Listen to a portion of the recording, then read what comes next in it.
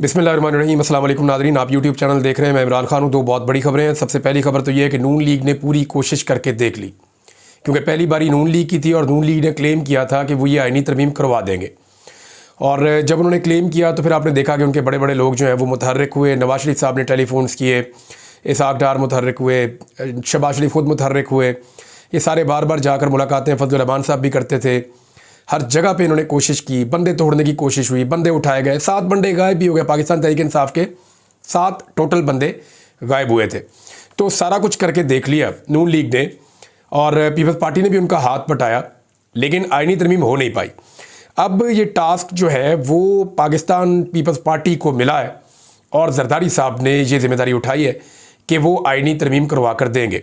अगर जरदारी साहब ये आईनी तरमीम करवा देते हैं तो इसके बदले में उन्हें वो कुछ मिलेगा जो सियासी तौर पे उनको चाहिए।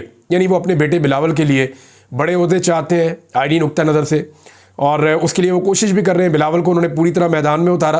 पहले नून लीगी प्रोग्राम्स में जाते थे, प्रेस कॉन्फ्रेंस करते थे, दावे करते थे, और अब जो है वो बिलावल प्रोग्राम्स में जा रहे थे, प्रेस कॉन्फ्रेंस कर रहे थे, सहाफ़ियों से मुलाकात कर रहे थे, दावे कर रहे थे।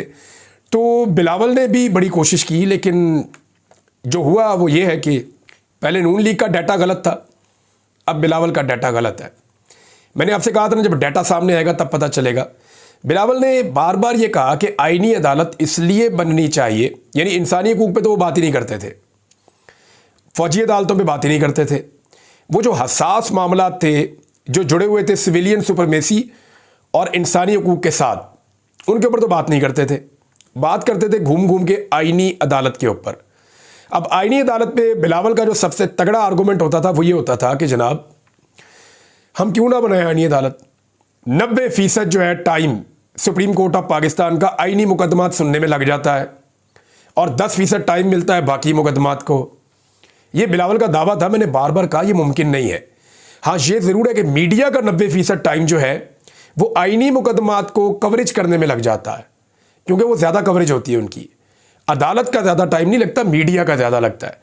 तो बिलावल ने गलत डाटा पेश किया। अब जो सही डाटा आया वो मैं आपको बता देता हूँ। वैसे सही डाटा पता किसका होता है, मैं बताता हूँ आपको। जिसने आईनी तरमीम या कानून साजी खुद उसके ऊपर काम किया हो ना, जिन सियासतदानों ने, उनका डाटा ठीक होता है।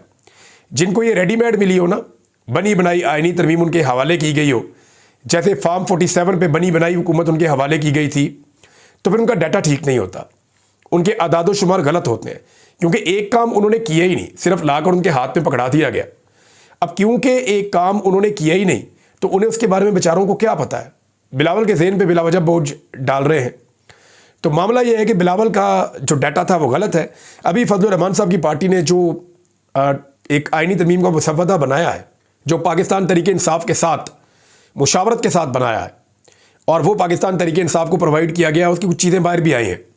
उस आईनी मसवदे में उसके हवाले से कोई डाटा भी है। कामरान मुर्तज़ा साहब ने बताया कि जी सुप्रीम कोर्ट ऑफ पाकिस्तान में टोटल 200 मुकदमे हैं आईनी नौइयत के, यानी जो आईनी नौइयत के मुकदमात हैं वो 200 हैं, और बाकी मुकदमात 60,000 हैं। तो 60,000 के मुकाबले में 200 का मतलब आप समझते हैं, आधा फीसद से भी कम। कहाँ बिलावल का 90%, कहाँ आदादो शुमार जो हकीकी है उनके मुताबिक आधा फीसद। तो बिलावल का जो नॉलेज आईनी अदालत और आईनी मुकदमात के हवाले से था, वही नॉलेज उनका नज़र आया बाकी मामलात में भी। और जब उनको जर्नलिस्ट मिले तो वहाँ वो बहुत बुरी तरह एक्सपोज हुए। अब टीवी टॉक शोज़ में तो एंकर्स थोड़ा सा उनको फ्री हैंड भी देते हैं, उनको बात करने भी देते हैं। दूसरा, वो अपना विक्टिम कार्ड जो है वो अपनी ज़बान की नोक के ऊपर रखते हैं।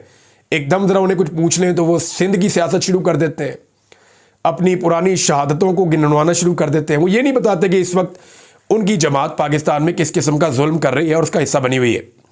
अब इसकी वजह मकसद क्या है, देखें, आपको समझना पड़ेगा कि एक आईनी तरमीम अगर सियासतदानों ने बनाई नहीं, या उनको उसकी अलिफ का नहीं पता, तो वो उसको पास क्यों करवाना चाहते हैं। 3 वजूहात है। पीडीएम की जो हुकूमत है उसके पास 3 वजूहात है आईनी तरमीम पास करवाने की। नंबर 1, इमरान खान को लंबे अरसे तक अंदर रखो।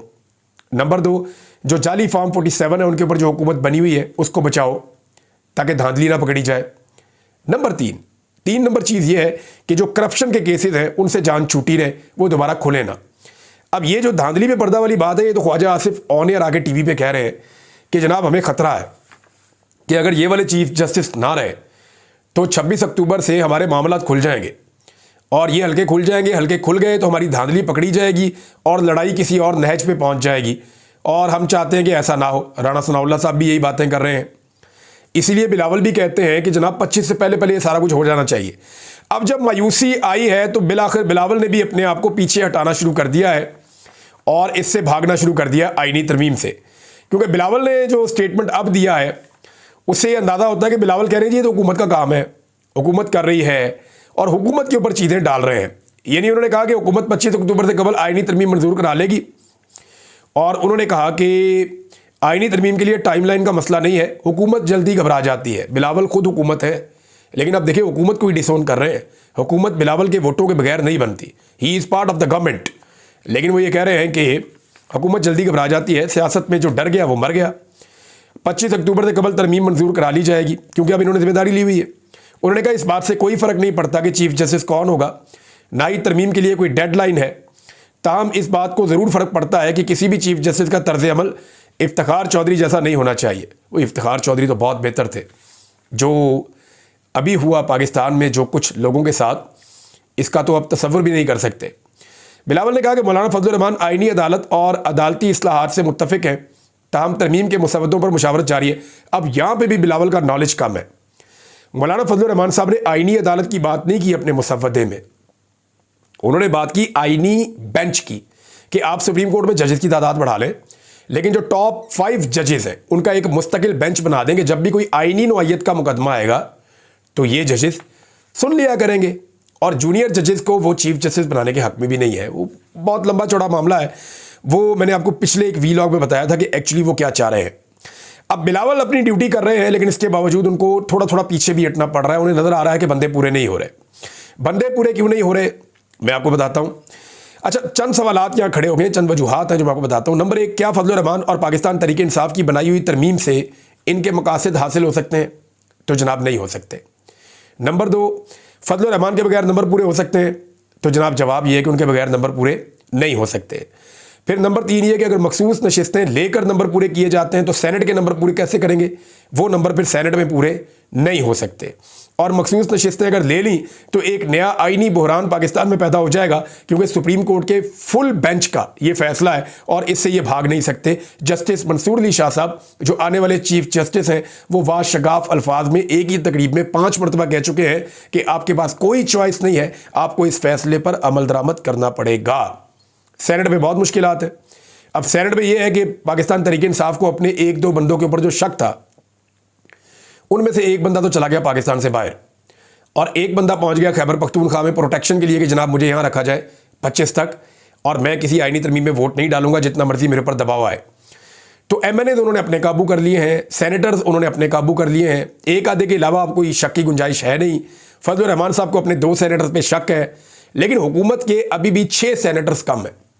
तो ये कैसे पूरे करेंगे? तो ये बहुत मुश्किल है फजलुर रहमान साहब के बगैर। और फजलुर रहमान साहब का अपना एक आईनी तरमीम का मुसव्वदा मौजूद है और उसकी मौजूदगी में तो मुमकिन नहीं दिखाई दे रहा कि फजलुर रहमान साहब हुकूमती मुसव्वदे पे आईनी तरमीम करवाएं और हुकूमत फजलुर रहमान साहब के मुसव्वदे पे आईनी तरमीम करवाए।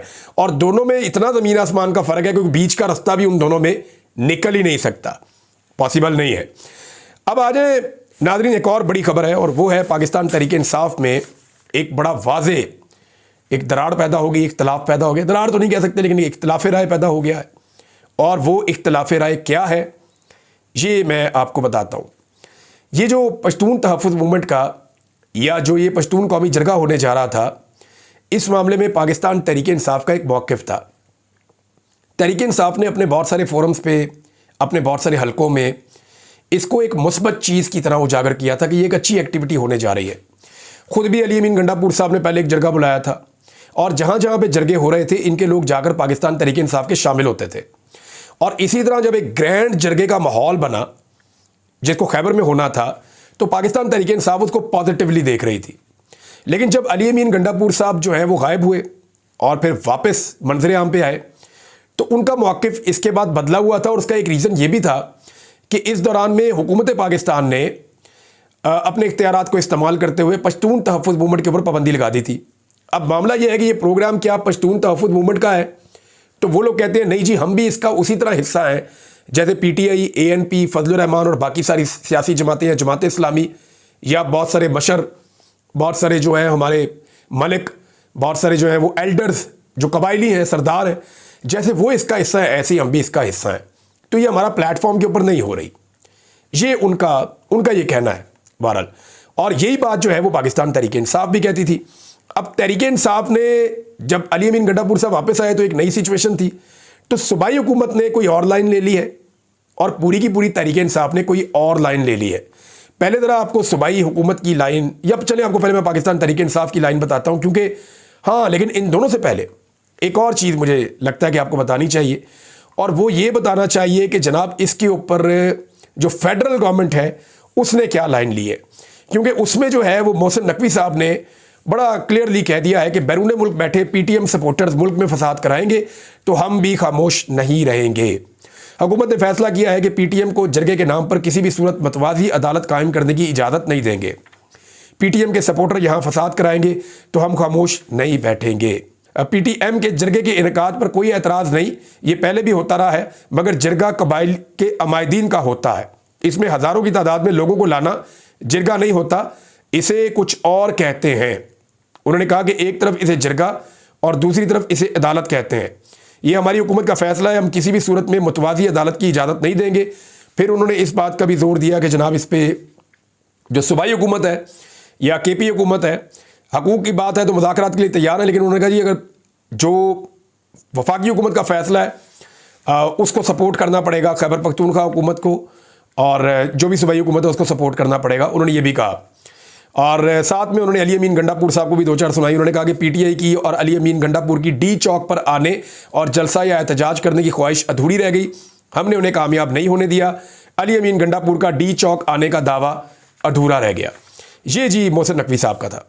अब आ रहे जी कि इसके ऊपर जो मौक़िफ़ है पाकिस्तान तहरीक इंसाफ का, पहले वो मौक़िफ़ आप देख लें, और ये ऑफिशियल मौक़िफ़ है। कासिम सूरी साहब साबिक डिप्टी स्पीकर कौमी असम्बली, उन्होंने ये एलामिया अपने ट्विटर से जारी किया, मैं आपको पढ़ के सुना देता हूँ। उन्होंने कहा कि वफाकी हुकूमत की जानिब से पख्तून तहफ़्फ़ुज़ मूवमेंट को कलअदम करार दिए जाने की शदीद तरीन अल्फाज में मज़म्मत। वफाकी हुकूमत की जानिब से पख्तून तहफ़्फ़ुज़ मूवमेंट पर पाबंदी और खैबर पख्तूनख्वा में पख्तून जरगे के इनेकाद का मुख्तलिफ पहलुओं से जायज़ा लिया गया। पख्तून जरगे के ख़िलाफ़ रियासती ताकत के इस्तेमाल और इसके सूबे के इंतज़ामी और माशरती हालात पर असरात पर भी गौर किया गया। मुल्क में सियासी जमातों की तश्कील पर पुरअमन सियासी सरगर्मियों के इनेकाद और अवाम की इनमें शिरकत पर आइन और कानून की मंशा पर भी गौर किया गया। सूबाई हुकूमत की मर्जी और मंशा इंतज़ामी हुकूक और खुद मुख्तारी को खातिर में लाए बगैर एक सूबाई हुकूमत के लिए मसाइल पैदा करने की भी शदीद मजम्मत की गई कि सूबाई हुकूमत से पूछे नहीं, आपने अटैक करवा दिया वहाँ पे, ये वो कह रहे हैं। ताकत के अहमकाना इस्तेमाल से टाउट IG के ज़रिए अवामी मैंडेट से महरूम नाअहल और नालायक गिरोह वफाक में बैठकर मुल्क में मुसलसल इंतशार के बीज बो रहा है। सियासी कमेटी तहरीक इंसाफ ने यह भी कहा, हुक्मरानी के हक और जवाब से यकसर महरूम गिरोह अमलन बुनियादी इंसानी हकूक, दस्तूर, सियासत और जमहूरियत की लाशों पर अपने इक़्तिदार की बिसात बचाने पर बज़िद है। ये भी जनाब सियासी कमेटी ने कहा। इसके बाद कहा जी कि बुनियादी सियासी समझबूझ और फैसला साजी की सलाहियत से महरूम टाउट वफाक में बैठकर बतौर वजीर दर मुहर्रम एक टाउट वजीर दाखिला मुसलसल सूबाई मामलात में मुदाखलत कर रहा है और सूबे को इंतशार की जानिब धकेलने की कोशिश कर रहा है। यानी मोहसिन नकवी साहब पे इल्ज़ाम है कि जी वो सूबाई मामलात में मुदाखलत कर रहे हैं और सूबे में इंतशार इससे बढ़ रहा है। सियासी मामलात का हल अंधी ताकत से करना आमरीत की रवायत है। आमरीत के किसी माकूल सोच से आरी गुमाश्ते हालात संभालने की बजाय इनमें मज़ीद पेचीदगियाँ पैदा कर रहे हैं। पख्तून तहफ़्फ़ुज़ मूवमेंट पर पाबंदी किसी मसले का हल है, न ताकत और तशद्दुद के ज़रिए बुनियादी सियासी हुकूक को सलब करने की किसी तौर हमायत कर सकते हैं। वो तो पूरी ताकत से साथ खड़े हो गए, जो कौमी जरगा है उसके साथ पाकिस्तान तहरीक इंसाफ। अकल से पैदल मैंडेट चोर और उनके रियासती सरपरस्त मौला जट मिलकर मुल्क में अनारकी और तबकाती कशमकश को हवा देने की बजाय आइन और कानून और रूल्स ऑफ बिजनेस का एहतराम करें। आइन और कानून के तहत कायम सियासी जमातों को कलदम करार देने की रस्म बद को तर्क करके मुल्क में तहजीब और कानून के दायरे में पुरअमन सियासी अमल के फ़रोग का माहौल पैदा किया जाए। खैबर पख्तूनख्वा के अवाम ने हुकूमत और फैसला साजी का मैंडेट तहरीक इंसाफ को सौंपा है। सूबाई हुकूमत किसी भी तखसीस और इम्तियाज़ के बगैर सूबे के अवाम के आइनी और कानूनी और जमहूरी हकूक़ के तहफ़्फ़ुज़ को और उनकी फ़लाह व बहबूद को यकीनी बनाए। इंतज़ामी उमूर में गैर कानूनी और गैर मजाज मुदाखलत ना सिर्फ ये कि कबूल ना की जाए बल्कि हरगिज़ इसकी इजाज़त ना दी जाए और इसके मुर्तकिब अनासर का कानून के तहत मुहासबा किया जाए। ये जी पाकिस्तान तहरीक इंसाफ का अगर आप ये सुने और इस पर गौर करें तो तहरीक इंसाफ तो पूरी ताकत के साथ खड़ी हो गई है पश्तून कौमी जरगे के साथ। वो तो कह रहे हैं जिसको करवाओ। अब मुशीर इतलात है खैबर पख्तूनख्वा के बैरिस्टर मोहम्मद अली सैफ, उन्होंने कहा कि चूंकि वफाकी हुकूमत ने इंसदाद दहशतगर्दी एक्ट के तहत पख्तून तहफ़्फ़ुज़ मूवमेंट को कलअदम करार दे दिया है, इसलिए इसे किसी सियासी इज्तिमा या जलसे जुलूस की इजाज़त नहीं दी जा सकती। उन्होंने कहा कि वफाकी हुकूमत के नोटिफिकेशन के मुताबिक PTM रियासत और आइन मुखालिफ सरगर्मियों में मुलव्वस है। उन्होंने मजीद कहा कि ज़िला खैबर में PTM के इज्तिमा के ऐलान के बाद दफ़ा 144 नाफिज कर दी गई है। आज कलअदम तंजीम ने इज्तिमा की कोशिश की जिस पर पुलिस से तसादुम और नाखुशगवार वाक़यात पेश आए। उन्होंने कहा कि वज़ीर आला खैबर पख्तूनख्वा ने फौरी तौर पर ज़िला खैबर के मुंतखब अरकान उनको बुलाया और उनकी हिदायत पर कबायली अमायदीन और फ़रीक़ैन से मसले के पुरअमन हल के लिए राब्ते किए हैं।